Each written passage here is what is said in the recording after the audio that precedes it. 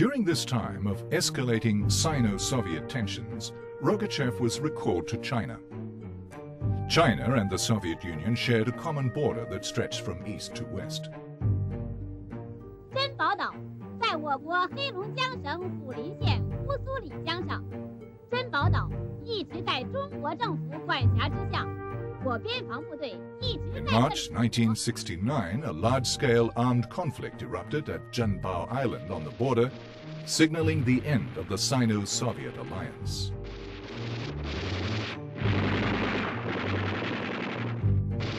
Relations between the two countries were at their lowest point.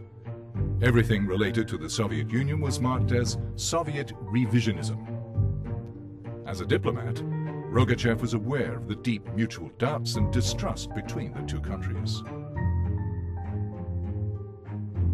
我们的大使馆被封锁了，红卫兵，好几千个人，24个小时喊着非常不友好的话，到苏苏，打到美丽，打到克里姆林宫的欣赏画，吊死布列日涅夫。 枪毙各司机，到室内去非常困难，要有几个人坐一个小汽车去一块儿去，一个人不行。如果送人到飞机上也是非常困难，所以我们都不允许带家属到北京。Ну, конечно, это огорчало нас, очень огорчало. Вот такие отношения между нашими странами. Это ненормально было, конечно. И, конечно, хотелось, чтобы все наладилось, чтобы опять все было, и нормальные отношения между нашими странами. И, конечно, Игорь все делал для этого, когда работал и в посольстве в Пекине, и в посольстве в Вашингтоне.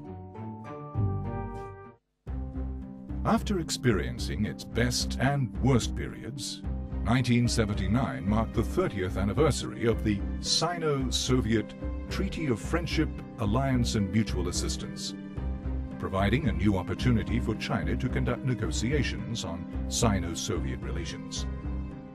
The negotiations for normalization of relations would last 10 years. 70年代、80年代双边发生的错误比较多。 但是我们慢慢地感受到，我们的关系应该是友好的。Both here in this country and in China, there were different people and different views on that process. Leonid Brezhnev, the General Secretary of the Soviet Communist Party, showed his willingness to improve Sino-Soviet relations. However, the process of icebreaking was very slow, with both sides being very cautious. 1985年的时候，他已经做了伊亚局的局长。这个时候呢，正是苏关系正常化开始进入比较重要的一个阶段，已经在开始酝酿更高层的，甚至于是高峰的会晤。新华社消息，外交部部长钱其琛今天会见了专程来华通报苏美首脑会晤情况的苏联副外长罗高寿。 Rogachev, a Soviet foreign minister, also assumed the position of head of the delegation in the Sino-Soviet border negotiation. He came to Beijing frequently, both in preparation for Mikhail Gorbachev's visit to China and to continue border negotiations. 新华社消息。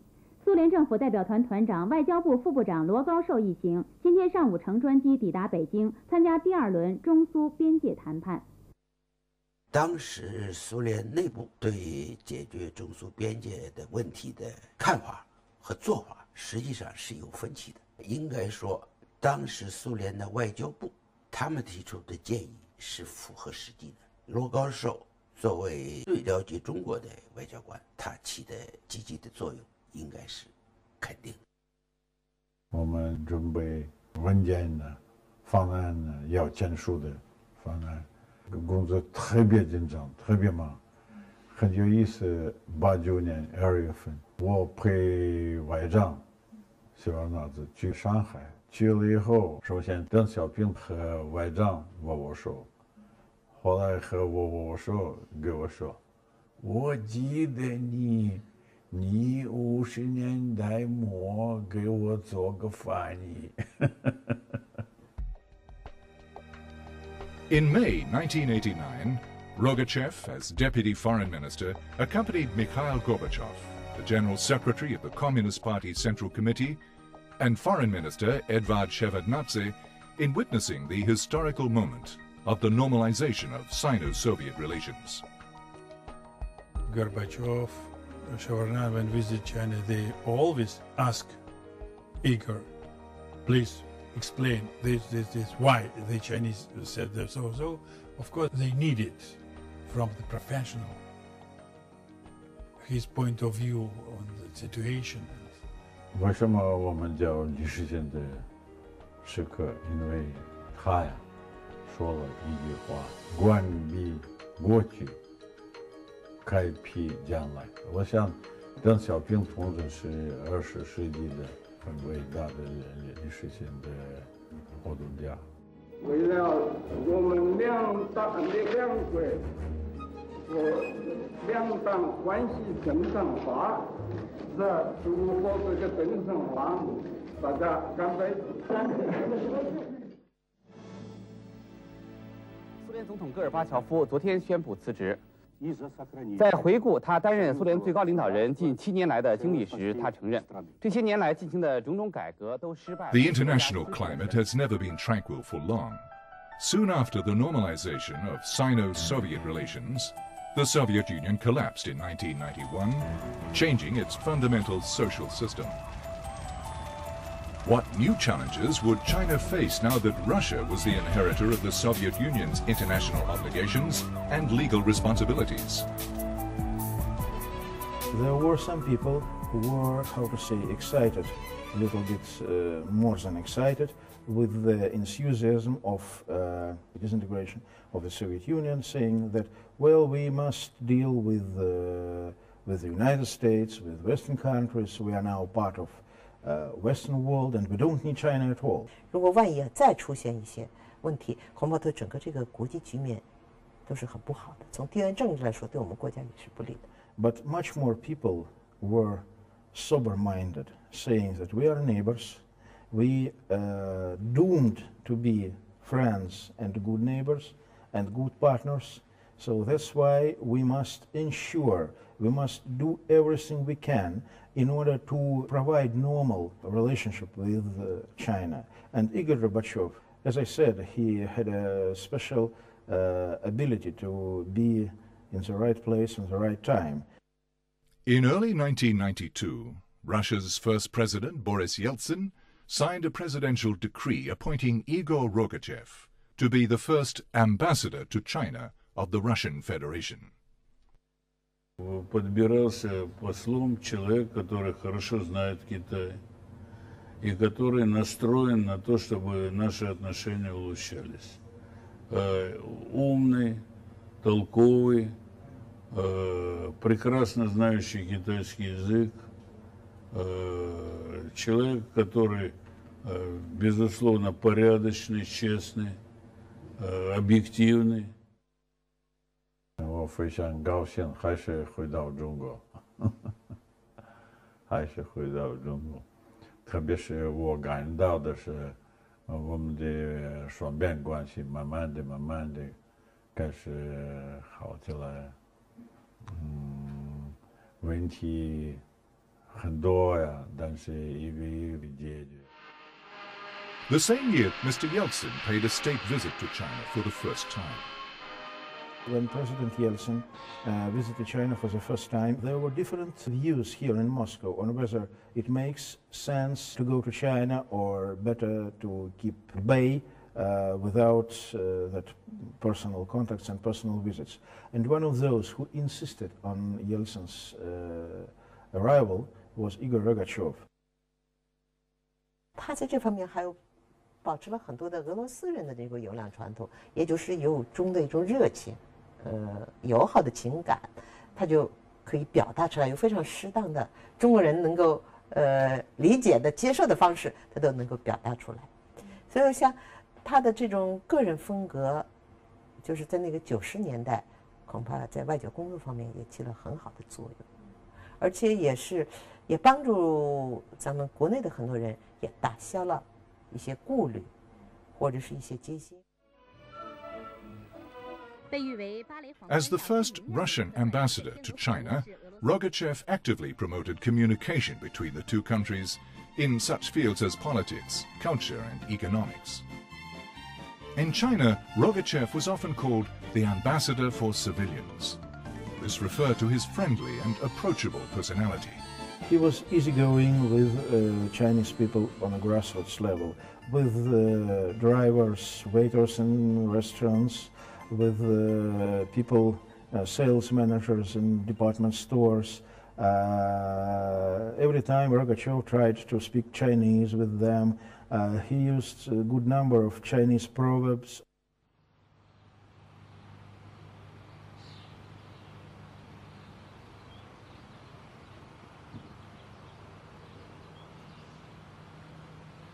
Rogachev's daughter, who was a journalist in Beijing, often had the opportunity to attend various conferences with other colleagues. I never had any preferences. He was always treating me as everyone else. In a way, it was even more difficult for me to interview him than for anyone else. Of course, he criticized us, his staff, sometimes if we were not ready to follow very high speed of his professional approach. But every time when he said that it's well done, it was just like a reward. 他本身呢，特别是个幽默的人，爱开玩笑啊，很和善，从来没看他生过气、发过脾气的人，很随便。他跟你不摆什么大使不大使的那种架势啊。 跟上级也是这，跟下级也是这样的。那时候在俄罗斯使馆有一些小型活动的时候，他也经常就邀请咱们的中国朋友们唱一点俄罗斯歌曲。那么大家唱起来以后，比如说莫斯科郊外的晚上，他自己突然兴致勃勃的就走到钢琴旁边，就开始弹奏或者给大家伴奏。这个就是很不一般的，因为一般的那些外交官不会这种行为，特别是作为大使。Мы учились в музыкальной школе и учились довольно успешно. Игорь, я. Вот. И однажды эта школа была тоже очень известная, музыкальная, хорошая. И нас обучали на двух роялях. Знаете, как рояль, вот один и второй стоят. И мы на двух роялях исполняли, вот у Чайковского, нашего знаменитого, есть такая «Времена года», есть такая, цикл такой, да? И мы вот на двух роялях исполняли «Февраль», «Масленица» называется, «Масленица». И вот по радио, это 46-й год был, передают, значит, ученики музыкальной школы Галя и Игорь Рогачев исполняют вот «Масленицу» Чайковского.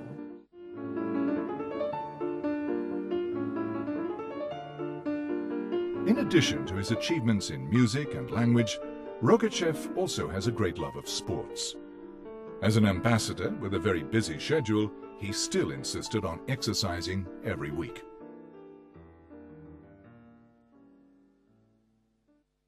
Вот так вот я делаю.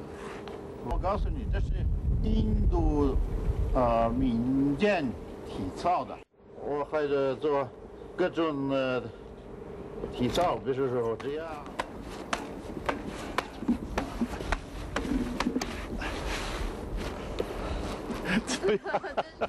This happy ambassador was born with an optimistic temperament and could always lighten the atmosphere around him with his sense of humor. One friend even sent Rogachev a bottle of tortoise and ant spirit. 他说，如果你喝这个酒很长的时间，比如说1年、1年半，那么你的头发要变黑。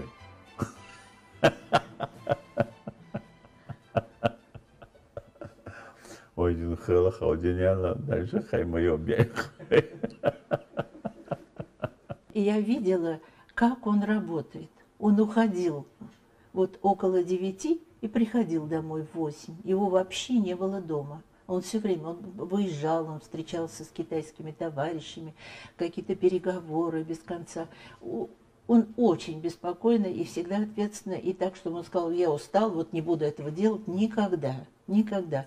В субботу и воскресенье он всегда кипу бумаг брал и всегда работал с ними.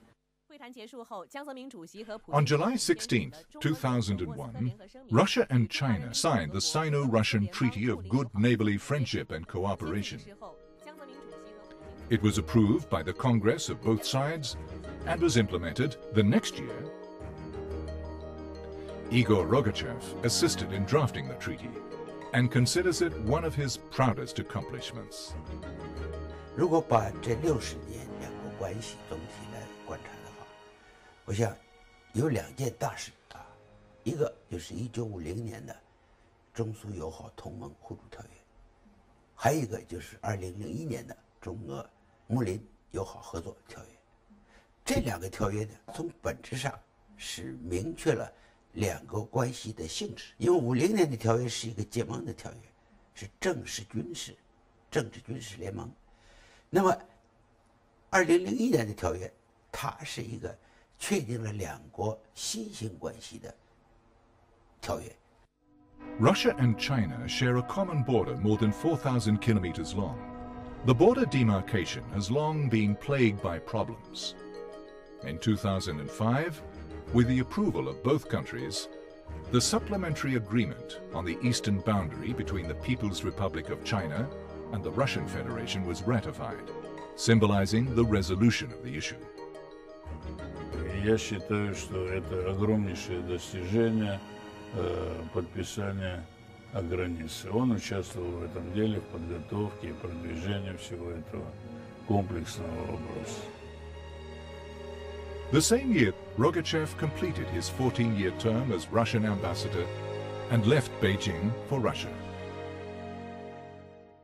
这场我们还依依不舍的，因为他在中国连续10几年做大使，跟我的合作很亲密的，所以我听说他走了，我的心情也是依依不舍的，所以我就想到机场，真的我去机场送他，在机场我们热烈的拥抱，他泪花都在这个眼眶里转来转去，对，非常伤心，非常伤心，非常伤心，所以。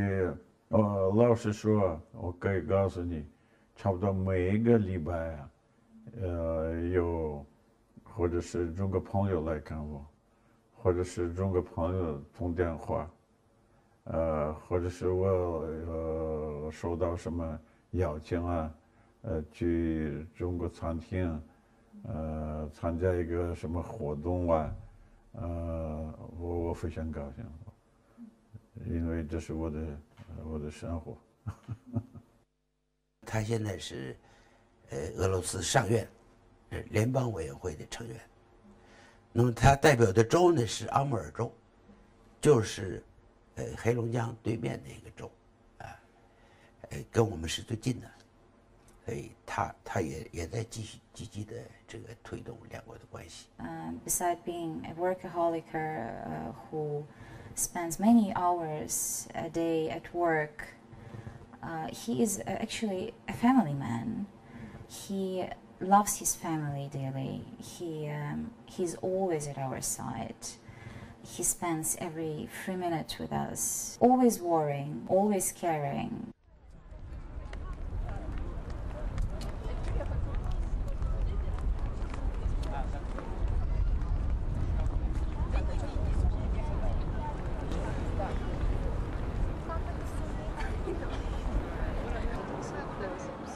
Chinese decor is on prominent display in Rogachev's Moscow home. It is just like entering a Chinese home. Even today, Rogachev dines at a nearby Chinese restaurant every week.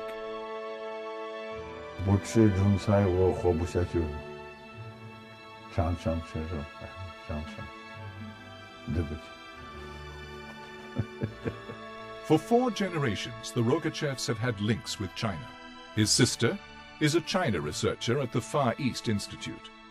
His grandson went to school in China, and his daughter now works in Beijing. I always had a feeling to come back and to work here. Probably also it was my dad's influence, mostly his inspiration, how much he loves China. Целеустремленность, да. Это желание вот, то есть достичь того, что ты хочешь. А у нас в семье как-то было принято, что мы, ну, то есть все было Китаю посвящено, да. 孙子啊，学过汉语，好几次去了中国，在大使馆和我一起待了大概2-3年了。你们不是有一个俗话，有继父必有继子？我说我有继父。In 2008, Rogachev was involved in a car accident in Moscow and suffered a broken leg. He is still in recovery.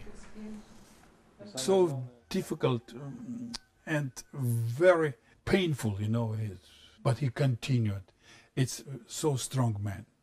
Переживает очень, потому что он не может, он привык активно во всем работать, везде быть, везде присутствовать и все.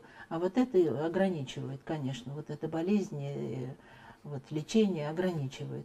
Но он без конца работает, конечно, и по телефону, и по интернету, и где угодно, и пишет, и выступает, и интервью дает. Но что-то, конечно, ограничено. Но он оптимист. 我不相信西医，我相信中医。我告诉你，相信中医。在北京的时候，我不吃西药，我如果需要的话，我是中药。我有很多中国大夫认识我，现在我收到了很多邀请到北京去康复。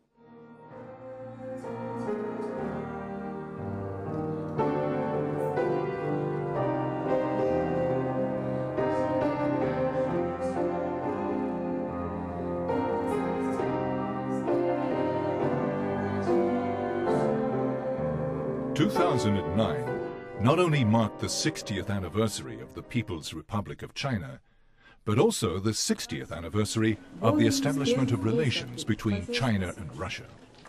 大概2年以前，在俄罗斯进行了一个社会检查，第一个最友好的国家是哪一位？中国，绝大多数人说中国。